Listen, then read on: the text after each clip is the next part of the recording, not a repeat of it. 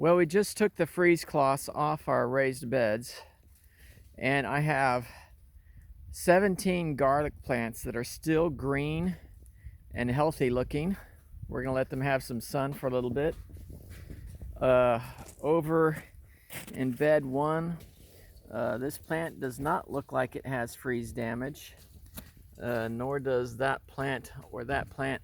I don't have labels on them yet right now to see what's what. These all look good. The beets, looks like maybe some had some damage, but they do not all look dead. Several of them look pretty good. And can't remember what these are, but they're nice and green.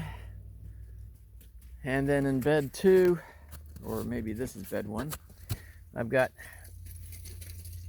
more green over here, and looks like two strawberry plants survived. That's one, and two is over there.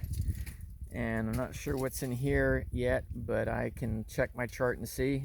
3 good plants. And then over here I had done some seeds, and the seeds are coming up. There's one there, and one in the center there, and one way over there, which is an early riser. So very happy about what I'm seeing so far.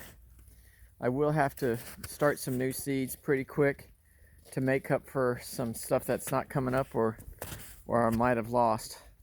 But otherwise, it's looking really good.